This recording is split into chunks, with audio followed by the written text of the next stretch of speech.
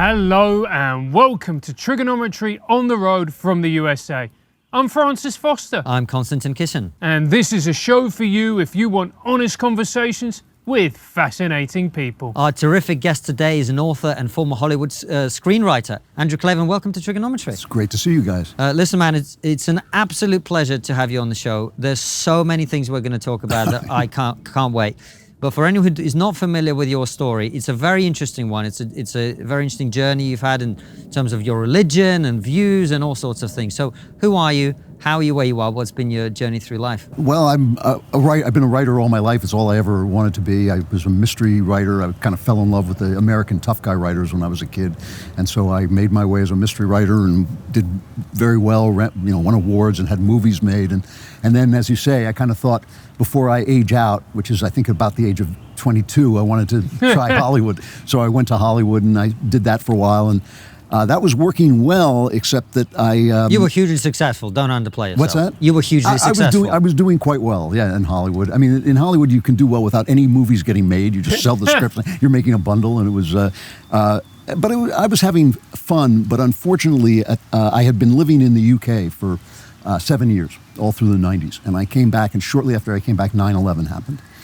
And I had come back from the UK without realizing it. I had become politically conservative. And I didn't even know it because I wasn't dealing with American politics. I was dealing only with British politics, and I didn't really care. I just was paying attention to them. And I came back and I suddenly found that all of the people that I liked listening to, from Rush Limbaugh on, were conservatives. And I thought, well, that's a shock because I had left. I had been a Jewish liberal, typical Jewish coastal liberal. And at the same time, or really slightly afterwards, a long, long journey of conversion came upon me. And so when I say I was Jewish, I was racially Jewish, but I had no religion. And I suddenly began to realize I was a Christian. And so at the same time, I became a loudmouth conservative because 9/11 had happened and Hollywood was making these movies showing us as the bad guys. And they were making movie after movie showing us as the bad guys. And I thought, this is a terrible thing to do. Even the movies that were opposed to Vietnam were made after Vietnam was over.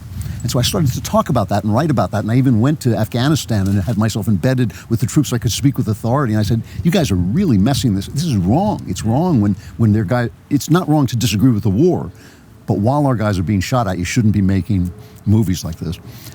Well, that on top of becoming a Christian, my Hollywood career died like that. I mean, it was instantaneous.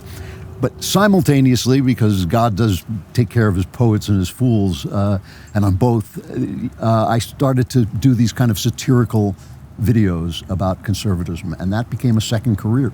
And so now I have this kind of remarkable career. It's like this is now, as I enter what must be the last phase of my life, unless I'm immortal. I find myself having the career of my dreams. I'm writing nonfiction about the things I understand in the culture and how Christianity speaks through them. I have a new mystery series going on, and I'm working at the Daily Wire as a podcaster. And it's really been a remarkable journey. The only thing I'm not doing anymore is Hollywood, and to be honest with you, I never really liked the movie business anyway. I mean, it was just something I did because it seemed like the next step in my career. Right. So that's the one thing that has been. I was literally canceled. I mean, I was literally just blacklisted and went dark there. But other than that, things have been remarkable. Yeah.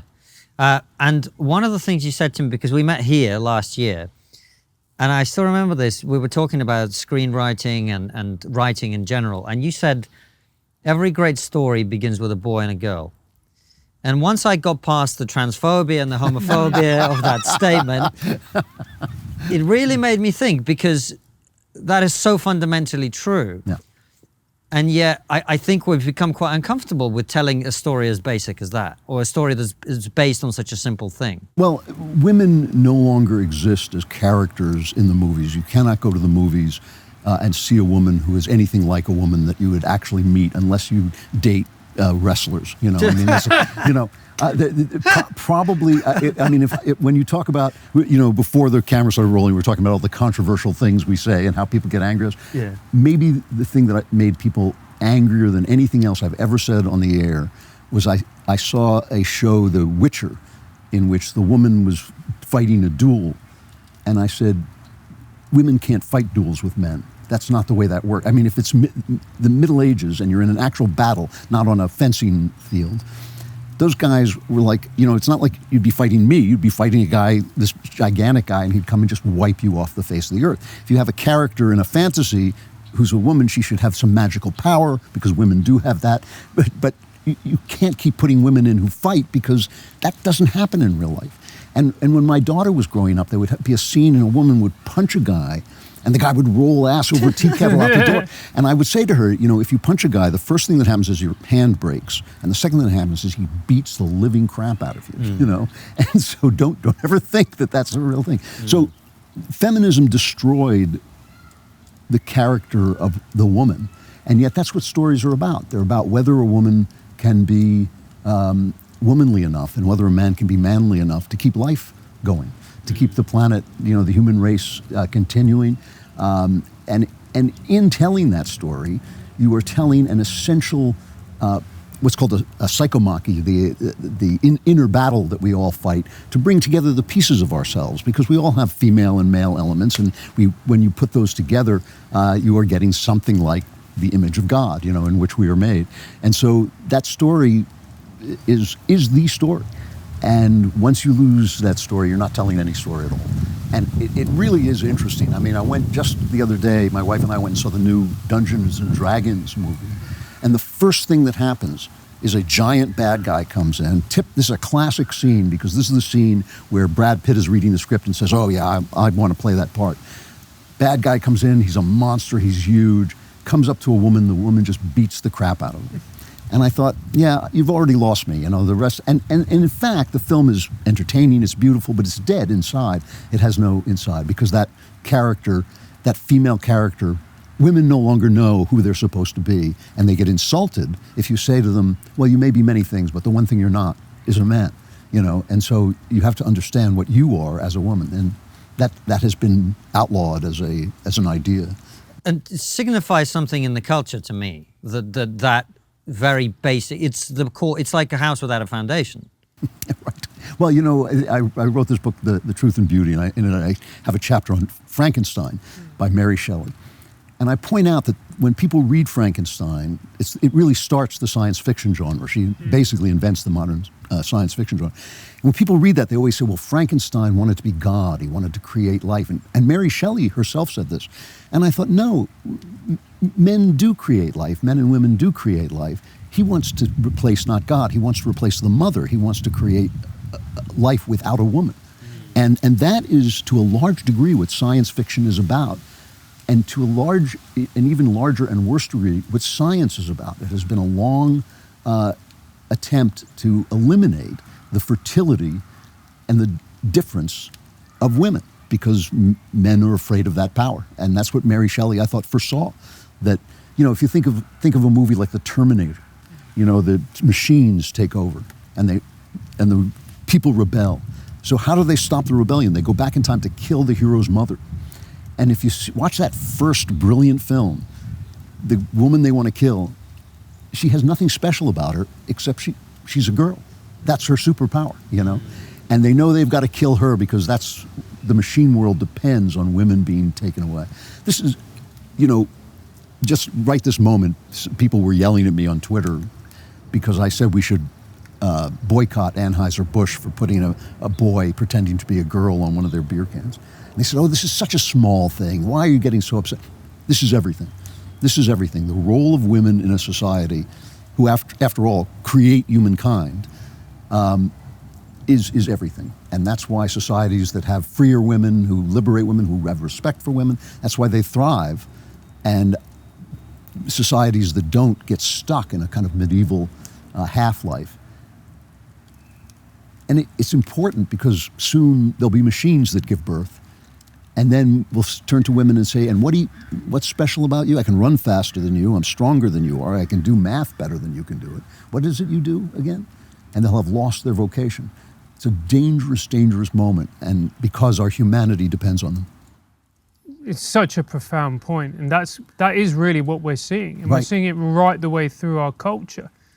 When are we going to wake up from this, Andrew? Well, hopefully, we're not going to wake up until women get angry, and this is the thing. My friend and colleague at the Daily Wire, Candace Owens, was just saying when they did it to Budweiser beer, suddenly Budweiser beer took an economic hit. And she said, why? Because men drink Budweiser beer and they get angry, but women... Not real men. No, of course not. Of course not. And certainly not men with any taste in beer. I think. But she was just saying that men don't take this stuff quite as much as women do. Women have been convinced. My problem with feminism was always the same thing. It was not that women shouldn't have choices. It was that their values are men's values. They say, oh, you're just a homemaker. You think, really just a homemaker? Isn't the home the basic building block of the state? You're just raising children. You're just creating new people. That has been the feminist archetype from the very beginning. Simone de Beauvoir said women should not be allowed to stay home and raise their kids because too many women will choose to do that. And they have been convincing women that this is a minor thing. This is being thrown out of the society. So when you say, how long will this last? The answer is until you start to have women saying, wait a minute, we've been duped. We've been duped out of ourselves. And you're starting to see it now. We were talking about Mary Harrington, who's just this brilliant, Oxford-educated thinker, and she, had a baby. She was totally in with the left, had a baby, and she thought, no, I actually kind of like this. I actually kind of want to do this. And when more thinking women have that kind of courage, then you'll have ideas trickling down that will counter feminism, because feminism has just been a mistake. It has made everybody miserable. You wonder why I get it. I wonder why people get upset at you on Twitter. But let's move to the movie business for a little bit. I'm a huge movie fan. Okay. I've loved movies right the way from year dot. It's my passion, my love, movie buff, movie nerd, whatever. What's going on with the movies? I can't remember. There's the odd movie that comes along and I go, oh, I'd like to see that. But nothing really compels me like it used to. Yeah. What's going on? Well, there's two things. One is that art forms have a natural life cycle. They can come back. They don't necessarily die forever, but they rise up at their peak, usually very early on. To me, the peak year of the movies is 1939. And what happens at that peak is that the popular movies and the critically acclaimed movies are the same movie. So when you get it, I see where this is going. Well, it's true. You get an era like where the theater is thriving. Shakespeare is the popular playwright. Yeah. You get the novels are thriving. Dickens, one of the greatest novelists ever, is also the best-selling novelist. 1939. If you look at the 10 Oscar nominees, they're also some of the greatest films ever made, including The Wizard of Oz, and I don't know if Gone with the Wind was that year, but it was almost that year. Mr. Smith, one of the Frank Capra movies, they're just brilliant movies. As an art form ages out, they split into popular trash, like these Marvel movies, these superhero movies, and these kind of tiny little intellectual exercises that the critics think are oh so important, but the rest of us can't stay awake through. And that's the one thing that's happening. It's simply a matter of the art form aging out. And a lot of that energy went over to TV in the 2000s, the early 2000s. I remember watching a show here called The Shield and thinking, oh, gee, they're doing everything I did in the second golden age of mystery writing. I was writing characters just like this, and now they've all moved over to TV. And we had 20 years of great TV here. It was really brilliant stuff. But the other thing is this idea of wokeness, which is actually a very deep. We use it as a slogan, as a catchword, but it's actually a very deep philosophical moment. It is the bottom of atheistic philosophy. And it's impossible to make a good story out of it because it has no inner life. The whole premise of wokeness is there is no spiritual life. There's only power. Everything that we believe in is power. Femininity is power. Masculinity, they're constructs of power. And so they can't say anything. You can't say anything about what it is to be a human being. We were talking about there are no women characters. I've always thought, what would happen if you told a story in which a woman character starts out as a powerful businesswoman and then says, you know what, I don't want to do this. I want to make a family. I want a man to take care of me so I can do this. You can't make that movie.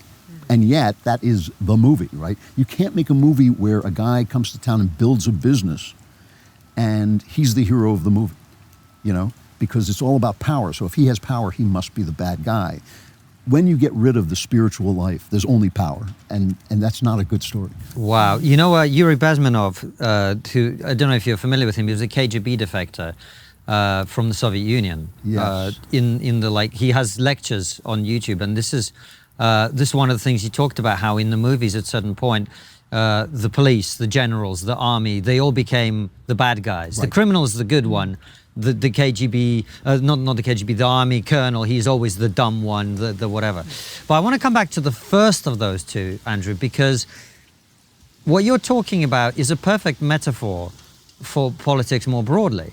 Because you have an elite that is so up its own arse, it is completely out of touch with the ordinary person. Yep. And so... Which is typical, by the way. Right, well, right. Yeah. And so that's why the movie, or the screenshots from like the Rotten Tomatoes ratings for comedy shows, like a Dave Chappelle latest show or a movie, and now they're parodies on themselves, where like critics 100%, you know, they like or dislike something, and it's the opposite way for the ordinary person. Right. And it seems to me like it's not just about aging out; it's about a fundamental detachment of the people in this case in Hollywood, from the people who they're supposed to provide services or content to or whatever it is. Right, but this is how an art form dies. It's right. It is a coagulation of power in a way. You know, we're sitting a few miles from Washington. In Washington, you can go to Georgetown, named after Washington, and walk down a street that used to be called Washington Street, within sight of the Washington Monument in the middle of Washington, D.C. So you get the picture that George Washington had a big effect on this country. And the thing that is Washington's signal moment is having defeated the British in this, defeated the greatest empire on earth with this ragtag band of, you know, half starvelings that wandering around in the snow. He's the king of a continent. He can be the king of a continent. There was nothing to stop him, and he goes to somewhere in Maryland, Annapolis, and he turns over his sword to the civilian powers because he believed that much in the idea of the sovereign people. That also, just like you said, has aged out so that at that moment, the most popular man in America was also the best man in America, and probably one of the best men who ever lived. You know, he was but he was also the most. Now, like, the people who are popular are completely detached from the power, and the people who are powerful are completely detached from the people. The advent of Donald Trump, which even at the time I said, you know, this is a tragic moment when it takes a man like Donald Trump to speak for the people. Because everybody, you know, and you saw the way the power just came to shut him down.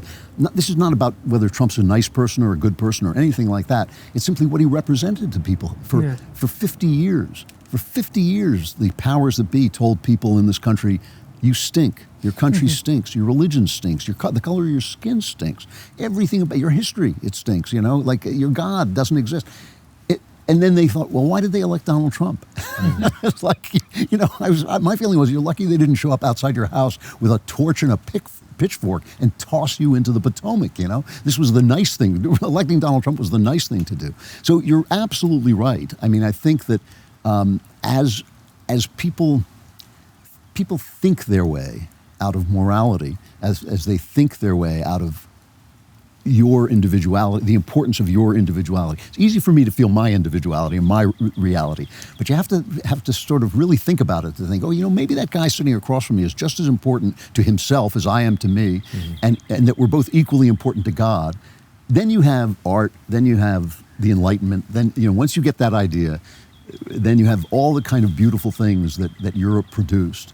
And once you lose that idea, you lose everything. And I think you're absolutely right. That kind of coagulation of power, money, political ideas in an aristocracy that does not care anymore for the people, that has no noblesse oblige, is the way a country ages out as well.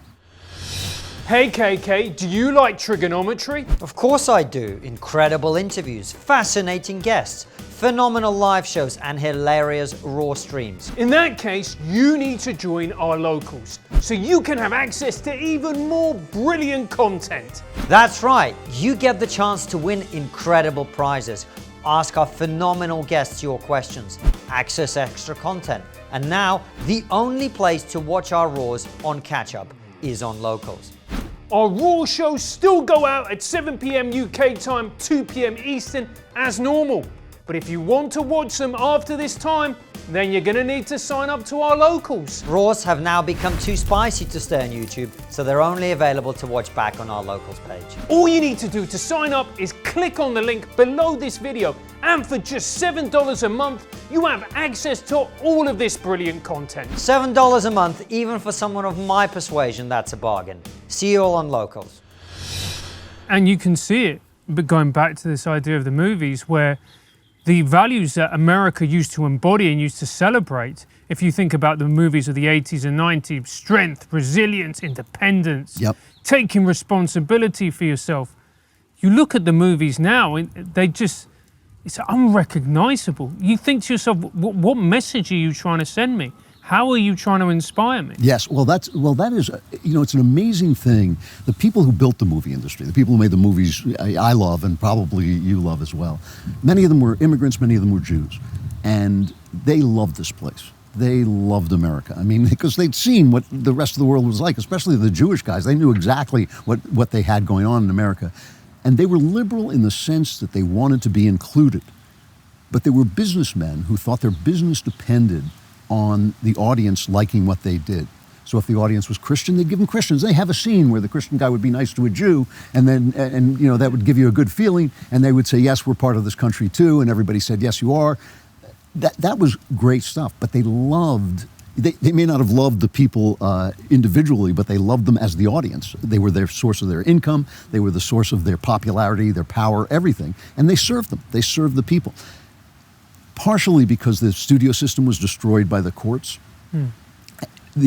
Essentially, the inmates took over the asylum in Hollywood. This is part of the death throes of the industry. But you had this moment when they lost the studio system. Studios had a monopoly. They had a monopoly on theaters. The court said you can't. There was a trust busting case, and they destroyed that. So ultimately now, the power rested with actors and not with businessmen. And so you have actors who are great businessmen, like Arnold Schwarzenegger and Tom Cruise. They're great businessmen, but they're still not about the people. Those are bad examples because Cruise and Schwarzenegger actually are about the people, but so many of these guys. You make a movie, you give an Oscar to a movie like, what was it called? Moonlight? Was that what it was called? It was an Oscar-winning film about a black gay guy discovering that he's gay, It wasn't a bad film, but it was like a slice of life about this, like this. And then you think about Gone with the Wind. You think about the movies that have won Oscars that just gave you all of life. They gave you so many things. Casablanca. I mean, that movie, you can watch that movie today. You can watch it twice in a row today, and it'll still break your heart.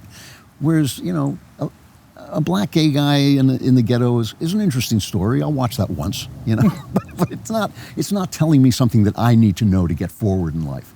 Whereas the fact that sometimes you have to give up the thing you love for a greater cause is something I needed to know. The movies shaped, it's funny, the arts shaped me. I wasn't happy at home. I had a bad relationship with my dad. I went first to novels and then to movies for male role models. And I found Bogart, John Wayne, these, Raymond Chandler's, Philip Marlowe, the great detective guy, Sam Spade. And they taught me these simple things. They taught me how to walk. They taught me, what you would sacrifice for. They taught me that you would sacrifice for something. During the pandemic recently, there was this moment when Donald Trump got COVID, and he came back to the White House, and he said, now I've had COVID. Don't be afraid. Don't let it dominate your life.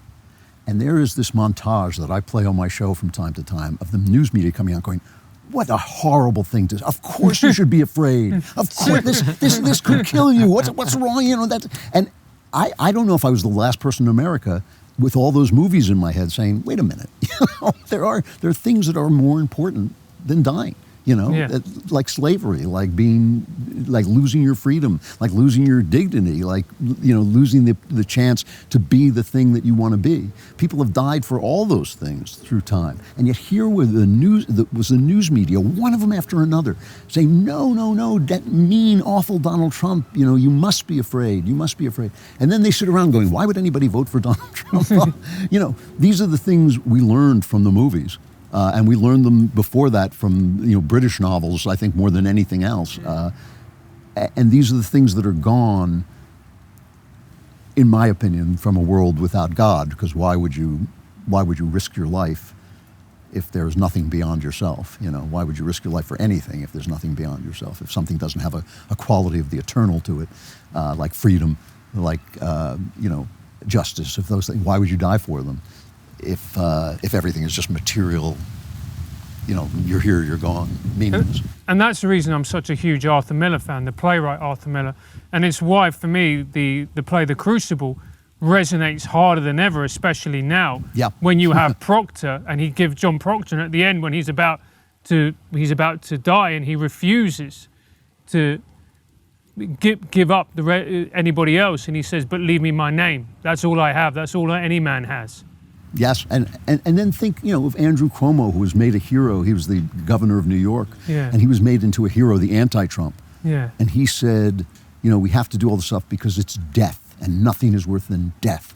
Death is death, and death, when you're dead, you're dead. And he's just like, who are these people? It's like run and hide, everybody. And this is kind of the instrument of power. Everything is a catastrophe. Everything is an emergency. The climate is an emergency.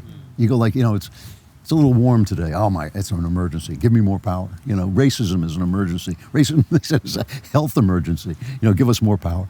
COVID is an emergency. Give us more power. It's always back to that. It's always basically they're going to take care of you. Let me ask you a question I don't like asking because I don't like hearing the answer. But if Hollywood is aged out and comedy is aged out, and if we're seeing the same thing in Western political systems, is the West coming to an end?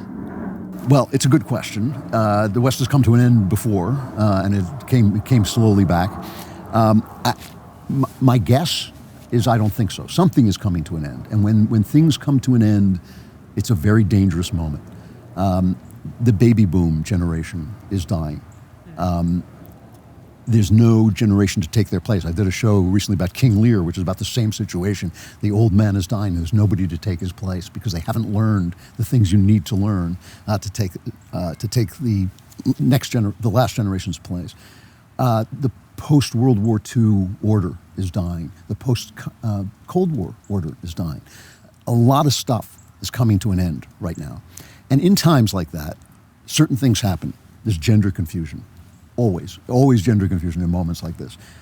There's the threat of war because there's no common ground. Right now in America, we have no common ground. There's no common ground between left and right. There's plenty of common ground among the people. Like I would say about 70% of the people probably agree on 70% of the ideas. But among the loudest people, there's no common ground. And that's could lead to actual shooting war. However, I think that the foundation on which America stands and the alliance that it has built with both what was once great Europe and some of Israel and the Middle East and Eastern Europe, I think there's a lot of energy still in there, political energy and military energy and possibly financial energy. And if I had to predict something, what I would say, I'm much more afraid of losing the American Republic than I am of losing America. So remember, after the Roman Republic fell, Roman Empire still lasted another 400 years. It lasted as long as it had already lasted. So I'm fearful for our republic because it's not working. It has ceased to work the way it's supposed to operate. But I still feel, China, I don't think so. People keep telling me, China's the future. I don't think so. I think it's a stagnant, it's an already dying society. I don't think you can have a free market without political freedom. I think they've made a mistake. I think they're going to age out too. I think that the West still has something in it, and that what we're really seeing now, I mean, one of the things that happened in Rome, like if you were in Rome, you were thinking, where are all the Romans? All these immigrants are coming in. This is bad. Romans. But actually, that's the sign of an idea spreading. All these people who are shouting at us that they're not being treated fairly are shouting British ideas at us. You know, it's like you don't go to like Africa and say, you know, we want to be equal, because that doesn't mean anything in Africa. You know, it only means something here because we're all British. That's why. So what's happening really is we're bringing in the people of the world. We're anglicizing them. That's our job. I think that's just the same way the Roman job was to spread the ideals of Greece. I think the American job is to spread the ideals of England. I think that's actually happening. And I think that there are probably 100 good years left to the Republic, or 100 years left to the Republic. They may not be that good. And then I think something else will come. You know, but I think it will still be Western for a long time. That's my guess. I say that, and we could all blow up as we're speaking here, but that's my guess. You know, I see when I talk to you, Andrew, I enjoy it so much, because when I went into the arts, I expected it to be full of people like you, people questioning, people who are open. We could debate, we could discuss. You disagree. You see yourself as a conservative. I remember you, when we were having a conversation, you looking at me and going, you're a conservative, you just don't know it yet, which is what I get from everybody when I come here. But the arts isn't full of people like you. It isn't full of people who are interested and curious and open to new ideas. Why is that? What's gone wrong? You know, it's a really good observation. When I was coming up, I fell in with some really talented writers, some of whom went on to have really great careers, and the discussions that we would have were fantastic, you know, talking about what is happening to storytelling, where we wanted to take storytelling, what storytelling meant to us. Within years, we had all done fairly well, and we were talking about, who's your agent? How'd you get that? Why did you get that deal? I didn't get that deal. Nobody said, you know, and I thought, I hate these people. I'm not talking to these people. And one of the things that was kind of lovely about becoming a writing, thinking conservative was suddenly I saw that again. When we were building the Daily Wire started, it was me and Ben Shapiro and Jeremy Boring, and soon Michael Knowles came in, and we did nothing but fight with each other. We fought so much that sometimes the women, I remember once I went home and one of the women called me up and said, "Are you and Ben okay?" And I said, yeah, that's how we talk to one another. Because we were screaming it, you know, but it was totally friendly. It was just, we were just absolutely, and something about success takes that out of people, you know, they want to hold on to what they've got and they lose that. I've never lost it. I mean, this is why I'm here. I'm here to talk and debate and hear things. I'm here to be proved wrong. You know, I mean, being proved wrong doesn't mean anything to me, because it means I've now learned something new. You know, I've actually broken through a wall, a cage that I was in. But it's a remarkable thing, because one of the drawbacks to this internet culture is that if you're wrong, people are like, you were wrong, you know. Yeah, you know, that happens to me sometimes. it may happen again before I'm done, you know. But to me, that's the glory of doing what we do, that you can grow and you can change, and that the books that you write at 50 are not the books you write at 30, and the books that you write at 70 shouldn't be the books you write at 52. You know, you should get deeper and richer, and that means leaving things behind. But you're absolutely right. We are in a culture that has shut that. First, we were in a culture, I just saw it as people got rich, they stopped doing it. That may just be part of nature, you know. But also, we're in a culture that doesn't allow you to do that. Like, you know, there's a problem in this country where I think 50% of the murders in this country are committed by black people. Now, to me, that's a really big question. Why is that? Now, I have a theory about it. My theory is it has to do with the programs that the left instituted during the 60s, 70s, and 80s that made them a dependent class, turned blacks into a dependent class. But Charles Murray is a terrific thinker, and he believes it's genetics. And of course, then the left has their theory that it's all racism, and they're, you know, we did this to them. You can't have that conversation, you know. For saying what I just said, I'm a racist. Oh, I flinched, even though I know the statistics, and I've listened to Larry Elder and Thomas Sowell talk about it, and I've looked at the arguments. I flinch when you say it. Yeah. Because that's the culture we're in. I brought up Charles Murray at a dinner party in L.A. and somebody said, "Isn't he that racist?" You know, he's not a racist at all, but he does believe in genetics more than I do. I'm not like a big. And he could be wrong. He could be totally wrong, you know. But I had him on the show. I wanted to hear what he had to say, and he made we had a really interesting conversation, and I pushed back against him. He was absolutely civilized, and pushed back against me. It was great stuff. But we have now shut that down. And that, too, is contributing to the atrophy of the arts. Because what are the arts but, that kind of open-mindedness? I mean, you can't even write a story. You can't even write a story if you don't have an open mind, because your story has to mean things that you didn't mean it to mean. For a story to come to life, you have to set it free, You can't just say, oh, this has to happen to that character because I'm a capitalist and I don't want the communists to win. You can't write a story like that. You have to let the story tell itself, And all of that stuff requires a certain fearlessness that artists are renowned for, but have no longer got. You can. I mean, I'm writing this new series of mystery stories, and I have a new one. The third one is coming out in October, at the end of October, and I handed it in and had a glancing reference to transgenderism, maybe 5 lines. They said, "Oh, you have to take this out." I said, "I will pull that book before I take out anything for political reasons." What am I? The New York Times is going to give me a bad review. I've said things about the New York Times. I think they may show up at my house one day.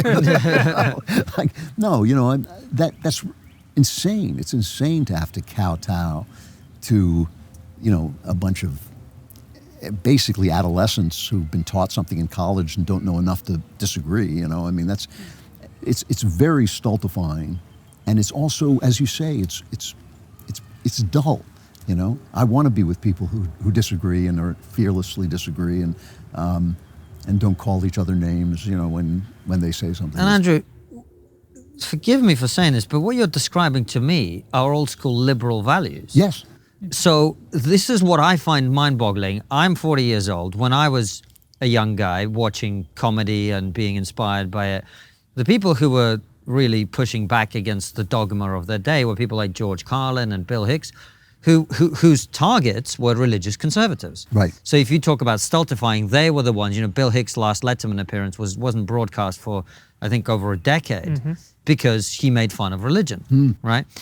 So when I came into adulthood, it was conservatives, at least that was the way it was presented, who were the people who were refusing to have the conversation. Right. And it was the liberals who were, let's have that robust debate that you're talking about. That was the lifeblood of my young adulthood. That was what I loved. I cherished that.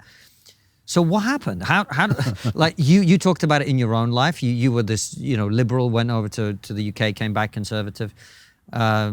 And neither of us is conservative, but we find ourselves mostly talking to people who are in the center or right of center, right. Because the left does this 6 degrees of white supremacy thing, where if you talk to this guy and he sat next to that guy who's dog blah blah blah, then you can't talk to them anymore.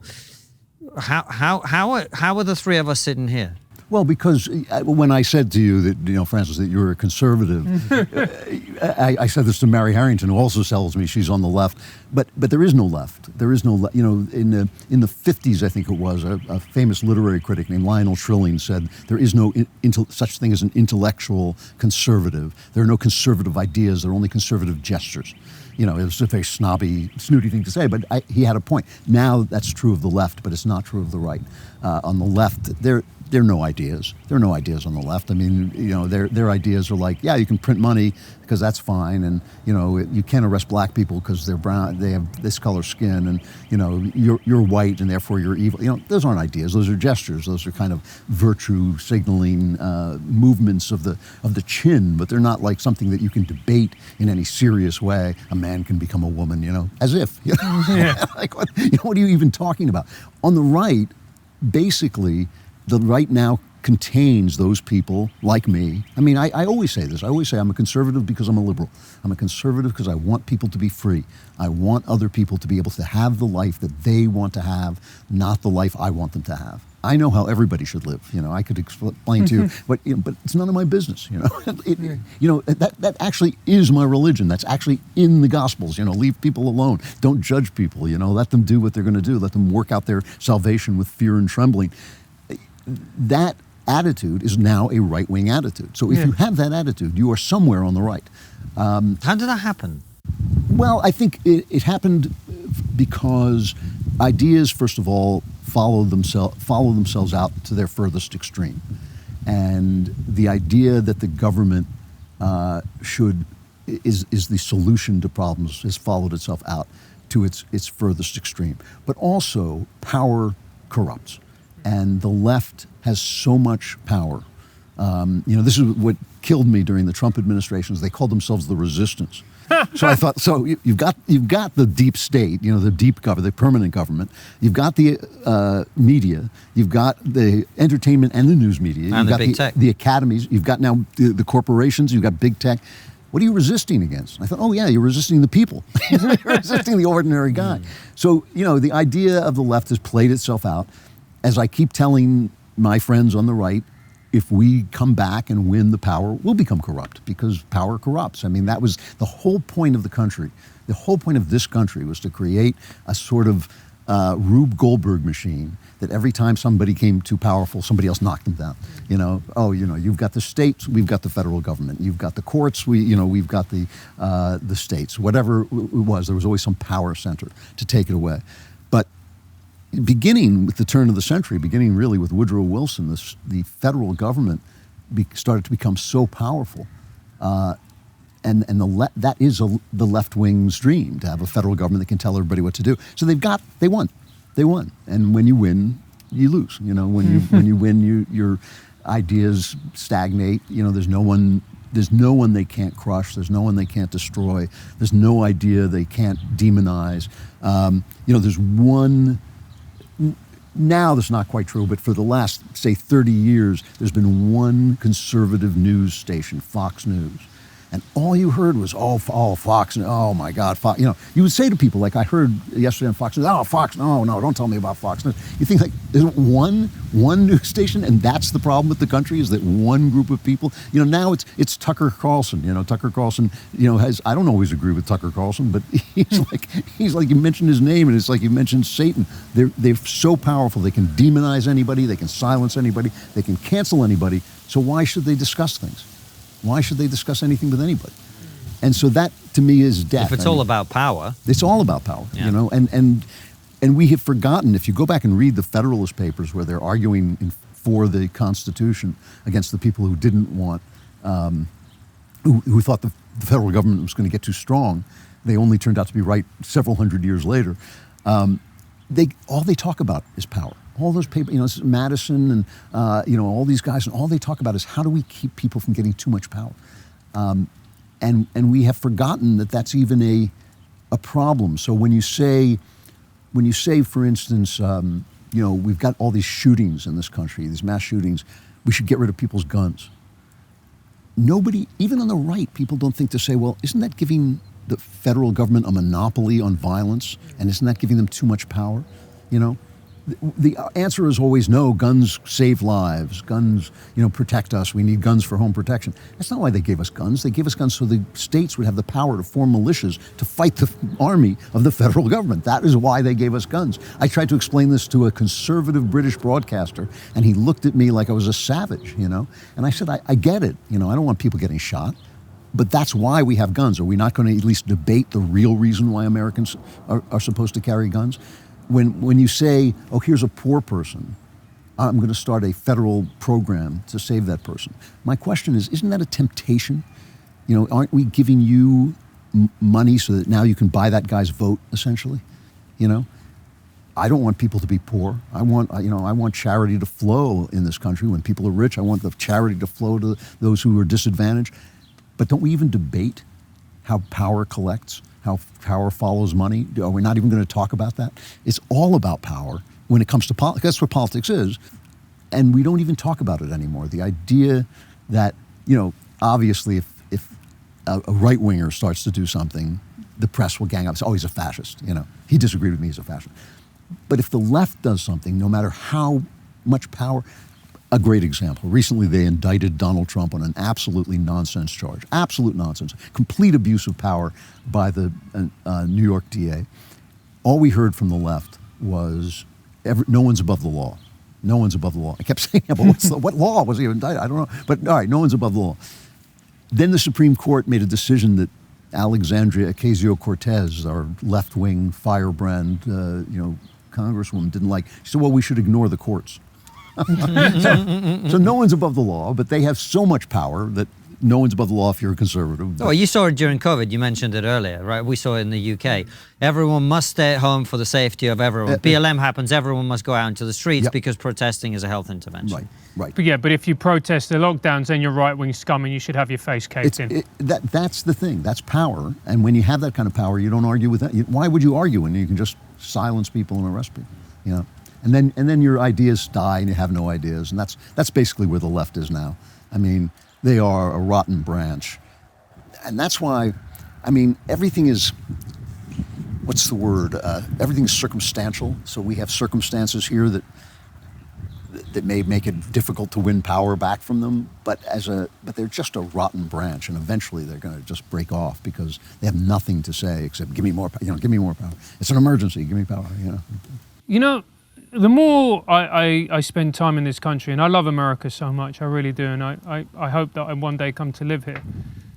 It seems to me that America, the thing that set it apart from every other country is that it was forged with rebel spirit. And I look at it now, and there doesn't seem to be a lot of that spirit left. Is that part of the problem? Yeah, even the right has fallen afoul has tripped over its own ideas. When the right, Ronald Reagan gave us 25 good years, and what he did got translated into business is everything, the market is everything. That's not what Reagan believed, but that's what the Reaganites believed. And so we had this market. They would talk about Ayn Rand, who, to my mind, is just a sociopath. Just not to mention a terrible, terrible writer. But that's kind of empty too. This whole notion that some system is going to take care of us just doesn't work. I think we definitely need. There's a lot of things we need, and I hesitate to say to Englishmen that one of them is a rebirth of religion, but. It's true. If we don't at least start talking as if we're spirits instead of animals, I think that we're finished. We're finished. We can't make the arguments we need to make in a materialist way. I forgot, what was your original question? It was about the rebel spirit. Oh, the rebel spirit. Yes. Well, that is also this question. Well, it does go back to materialism, because if you're afraid to die, everything comes down to, I must save my life at all costs. How can you be a rebel? Why would you be a rebel? Against how powerful would you be? How much would you go against the power to say what you have to say? New York, I lived in New York during one of the worst times in the 70s, 1970s. You could hardly go out without, dodging bullets. It was really something. I used to go to work at 3 a.m, and I would run from my apartment to stand in front of a marketplace where there were prostitutes, because I figured if there were prostitutes, the mob wouldn't let there be violence. And I was the only guy in my newsroom who didn't get mugged, because that's what I would do every morning. It was terrible, but it was tough. The New Yorkers were tough, and they really would not kowtow to anybody. When COVID came, my daughter still lives in New York. I'd go and visit, and everybody was like, "Oh, you're not wearing a mask. Don't come near me." They were terrified. They were terrified. So something, maybe it's wealth, maybe it's too much wealth, maybe it's too much safety. This is a wealthy, safe country in a lot of ways, but also this kind of idea that death is the end. This flesh is all you've got, and you've got to take care of it. Because now we can be so healthy for so long, we mustn't sacrifice all those wonderful years that we've got. I don't want to die. Nobody wants to die, but like that. You must believe in something bigger than yourself. We you're have gonna become rebel. cowardly, haven't we? Because, people talk about cancel culture and, people shouldn't be cancelled, I agree. Right. But, people say to us, oh, you're so brave. You stood up to the comedy industry and started... What are you talking about? What's brave about it? I said this, when I got thrown out of Hollywood, we had to sell our house. We were living in one of the nicest areas in the country. We had to sell our house because my income went from sometimes 7 figures to nothing like that. I mean, just gone, I never lost a moment's sleep over it. I mean, I wasn't happy about it, but I kept saying to people, people are in Afghanistan, they're having their legs blown off. Like 18-year-old kids are being blown to kingdom come, fighting for something that they think has to be fought for. I can't work in Hollywood, really? Yeah. I mean, am I that scared? And like, believe me, as you say, we're not heroes. I mean, those guys were heroes. But we're men. I mean, we have to stand for something. You have to be somebody. And so that has gone terribly, terribly wrong. This idea that it's funny, like. My career has gone well, and I've been really thrilled. But it wasn't until I got to the Daily Wire that I became a celebrity, that I became somebody who gets recognized.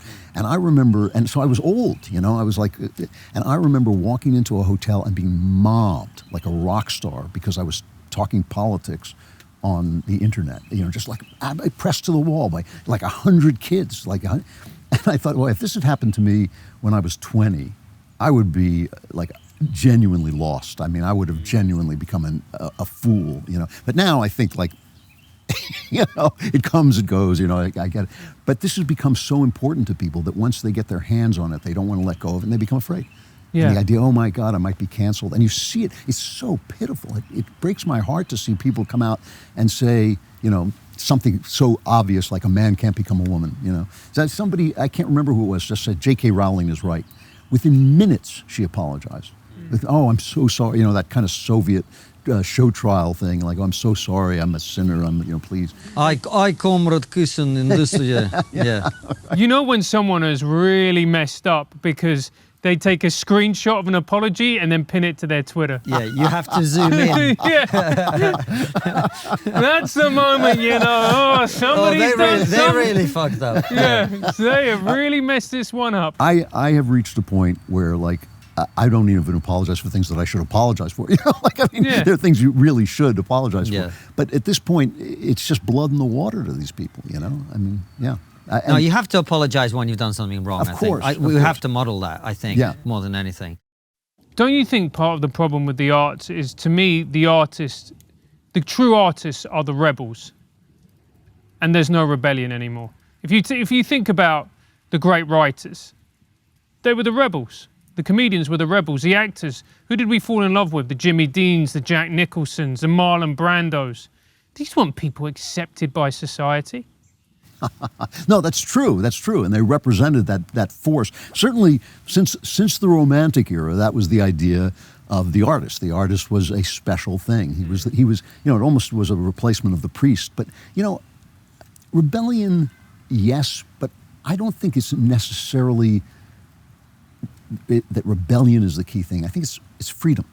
It's freedom, because even a conservative, an artist who is writing for the conservative cause, a Trollope, say, somebody who's actually more, who likes the established things and the traditional things, he's got to be free to say that in exactly the way he means to say it. And so I don't require of an artist that he rebel because, first of all, rebellion now has become just virtue signaling. I mean, people rebel, like I said, they call themselves the resistance, but they're really the power. But I don't think rebellion is the thing I'm looking for. I'm looking for freedom. We were talking about J.K. Rowling. When I read, I'm not a child, so I didn't read all of the Harry Potter books, but I read a couple of them just to sample them because my kids were so into them. I thought, yeah, there's someone who is free with her creativity. She is being generous. She's just saying, I'm not saving this for the next page. I'm throwing it on this page. That kind of liberty that you see in genuine artists. And I think it's liberty more than rebellion. I think it becomes rebellion because the minute power sees liberty, it seeks to crush it. So it becomes rebellion, so you have to stand where you're going to stand. But I think of Shakespeare sometimes, and sometimes the great movies that were made during the Hayes office years, and they didn't necessarily rebel against the power. They subverted it by being free. You know, they just subverted it by saying things, you know, that you should have gotten arrested for, but you didn't because they didn't say it in a rebellious way. But they were free, and I think that that's what artists have to be. And I think, you know, when you were talking about the fact that we're having a kind of conversation that people don't have, that's what it is. We're free. You know, and in order to be free, you have to understand that somebody's going to want to come and get you for it, and do it anyway. You're going to lose some money. You're going to lose some friends. You're going to lose some. You might be thrown off Twitter. You know, all those things. You know, that is what freedom is. Freedom is not being afraid of losing those things. And once you become afraid, you're not free anymore. Or maybe you are afraid, but you do it anyway. Well, yes, of course. That's real courage. Yeah. I mean. Yeah. Andrew, a couple of questions before we wrap up. Given everything we've talked about, Dr. Sebastian Gorka was sitting where you're sitting a while back. No. We left it exactly as it is, just for you. He's very big on Trump, and you've talked about how it was a sad day that Trump had to come along, and you're not on the Trump train now. Yeah, that's right. I said from the very beginning, I think that I have to say that I think the two people who got Trump exactly right were me and Victor Davis Hanson. And I think I said it first, but Victor wrote a great book about it, so he wins. But but still, it was that he was a tragic figure from the start, and he was a tragic figure because the very things that made him great also made him wrong, and also were going to destroy him. I mean, that's what tragedy is. The things that made him worth seeing and worth supporting were ultimately going to destroy him. I think he lost that second election. I said he was going to, I knew he was going to, about 2 years in, because we had reached a point where it took a loudmouth without many of the traits that we think of as common decency to say the simplest truth. You know, I mean, that was the thing that was beautiful about Donald Trump. He would say things that could easily be interpreted as racist. He was not a racist. I don't think he was a racist at all. But he would say things that could easily be interpreted as racist because he didn't care if they called him racist. But he also treated people badly.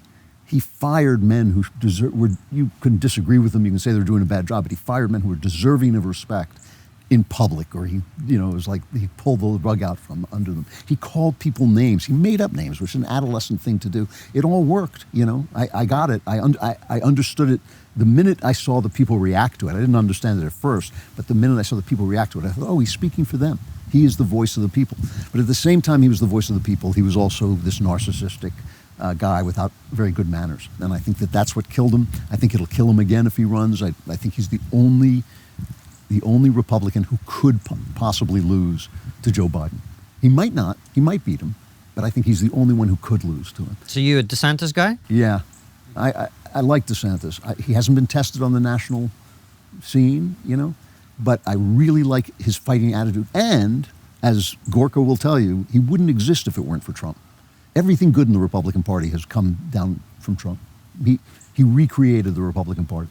The guts they sometimes show now, which they never did before, the unwillingness to simply drift to the left, which they'd been doing for decades, all of that was a gift of Trump. The big idea, which somebody told me years ago, was the idea that Republicans need to understand is you're not running against the Democrats, you're running against the press. That the press, the media, the news media in this country is the enemy of the people, just like Trump said it was. He was, if there was one thing he was 100% right about, it was the news media. I just the other day played a montage of him taking the press apart. I couldn't stop laughing. I mean, it was delightful. He was the man of the moment. He was the man we needed. I have many, many good things to say about him. People who say, oh, you're never Trump, or just lying. I was the first guy at the Daily Wire to come in and say, I'm voting for Trump. And Shapiro yelled at me for like hours, you know, which is like, if you've ever heard the way Shapiro talks, it's like that scene where in The Godfather where Sonny gets machine gunned, you know, it's like, and I voted for him twice, and I'd vote for him again if I have to. But I think if he had an ounce of grace, he would say, I christened DeSantis the new me, and let him go. If nothing else, I'm so tired of 80-year-old men running our government, 70 and 80-year-old men. It is time for this new generation to come along. And DeSantis is good at what he does. I mean, he took that state and he took a purple state and he turned it into a red state. by sheer competence, by getting it right. Trump didn't really accomplish that much in terms of long term because he wasn't, people always say, well, he's not a politician. Being a politician is a profession, so he couldn't get any laws passed. Everything was executive orders. It was all wiped away by Joe Biden. So yeah, I think his time came. I think he was the man of the moment. Cometh the hour, cometh the man. He was a gift. I always say he was a godsend, but so was King Saul. After a while, your time runs out. He was a godsend. He was the man of the moment, and I think that moment is past. And if the Republicans can learn what he taught them, they will become a great party. And the final thing I want to ask you before we do our usual last question is, I've talked about how what we need is a post-woke world, because wokeness is crazy, we all know. I think it's every action causes an equal and opposite reaction. I see the anti-woke side, which we are part of to some extent, going crazy too now, staring into the abyss thing. And we need to move beyond that. Do you have a vision for how we do that? I do. You won't like it, though. Go to church? Well, our churches, your churches are empty. Our churches are sort of collapsing. But we should make new ones. We need to make new ones. We need to make churches. We need to gather in our homes together as they did at first and talk about what it means for there to be a God. Because here's the thing. There actually is a God. It doesn't matter whether you believe it or not. There actually is one. Life, even the things you believe in, only make sense if there's a God. If there's any, the only leap of faith I ever took, was to say, it's better to give a beggar bread than it is to torture a child to death. You can't make that case without God. That case, once you believe that, you believe in God. Once you believe that there is some level above us that our actions refer to, right? Because what you're saying when you're saying something is good is you're saying there is some place where there is good and bad, and our actions speak that. It's not that I have a little ghost inside me that's going to float up to heaven when I die. It's that I speak an idea. I am a word that speaks an idea of me, the idea of me. And that idea exists somewhere, it exists in the mind of God. And so I don't think we have to go back to the Middle Ages. I don't think we can go back to the Middle Ages, and we shouldn't if we could. But I think we need to talk about what it means this is not a multiverse where we just happen to live in the universe that looks very much like it was created by a gigantic invisible Jew, This is not that. There actually is something spiritual, something supernatural, something above nature in the world. And if we don't say that, we have no argument. This is what it's hard to accept. I understand why it's hard to accept. But if we don't make that argument, then the left is right. Why should you embrace your gender? I was Mary Harrington. I was reading Mary's book, and she was talking about a young man who went into puberty and said, I'm being poisoned by these chemicals. These chemicals are turning me into something I don't want to be. And I thought, well, that's a rational statement if there's no God. You don't want to be this, and these chemicals are, in fact, turning you into something. But if that something that you are refers to something above yourself, that's what I believe. I believe we are a language. Material is a language. Then there's a reason to sort of say, well, what am I going to do with this manhood that's been given to me? What is this manhood? What if it's a gift? What if it has obligations? What if I have an obligation to open the door for my wife, even though she's perfectly capable of opening the door for herself? What if I have an obligation to throw myself in front of her if there's danger? What does it mean to be a man? What does it mean to be a woman? What are the sacrifices I'm willing to make to be that person? You cannot make that argument without some sense of the spiritual. And to be honest, even though I'm a devout Christian and I believe that is the great expression of truth because it's so human, I just think you have to start from somewhere. We're not just what's the word? We're not meat puppets. We're something else. We speak a word. So that is the beginning of the anti-woke thing. That C.S. Lewis, great Christian apologist, said you can't really, he was talking about a poem, he was talking about Paradise Lost. He said you can't really judge a thing until you know what it's for, you know? You can't really judge a corkscrew until you know what it's supposed to do.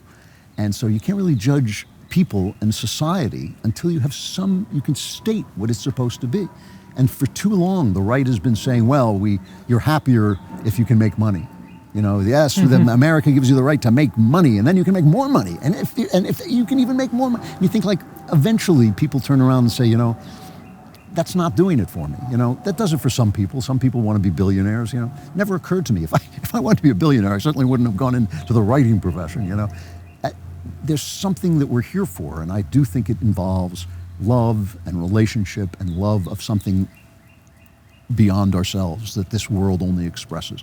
And when you begin with that, you get very quickly to ideas like freedom, to ideas like relationship, marriage, respect, you know. Again, we don't have to go back to the Middle Ages to realize that those are things that matter to us and that you can build a society on.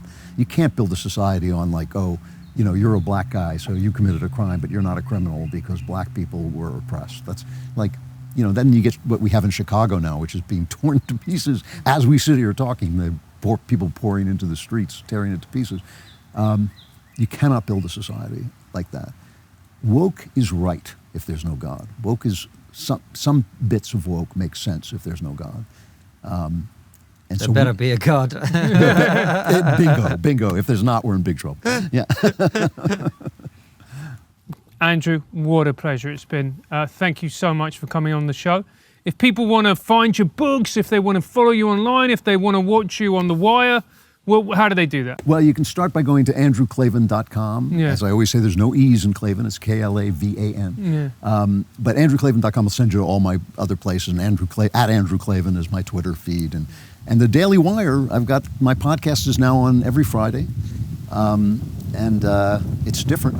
No one else does what I do, so it's worth tuning in. Absolutely. Fantastic. It's great to talk to you. Well, thank you. It's been an absolute pleasure. And of course, we're not going to let you go without some questions for our paid supporters and locals that only they'll get to see. But before that, the last question we always ask, and you may have done this already, but what is the one thing we're not talking about as a society that we really should be? Yeah, I did. That was my last answer. I mean, I think this started in the 1500s. This decline, you know, the long withdrawing roar of the tide of faith. I think we have now reached the bottom of that. Nietzsche said, you know, this is a catastrophe, that the God is dead and the moral network on which Europe is based is gone. And he said this is going to be a catastrophe. It certainly has been, you know. And so that's the thing we're not talking about, because we've got this idea that you can't make an argument from God because not everybody accepts that premise. But when you make the argument that there's no God, that's a premise I don't accept. So I think that we should be fearless in saying, in asking the questions of the left. You know, I think that was what was so great about Matt Walsh's documentary, What is a Woman? He asked the question. Yeah. That's a spiritual question, you know? That's not a physical question, that's a spiritual, you know, because when you say, what is a woman, it's not really the X's and the Y's and the this and that. A woman is, we know what a woman is the minute we see it, you know? And I think we have to ask those questions. What do you think you're here for? What is your purpose? You know, you tell me, because I'll build that society. And I think once you do that, you get very quickly to something that looks kind of like the Constitution. You know, power being kept at bay so the individual can thrive. There we go. Andrew Klavan, it was absolute pleasure talking to you. Thank you so much for coming on the show. Join us on Locals, where we're going to ask Andrew some of your bonus questions. Take care, and we'll see you soon. Take care and see you soon, guys.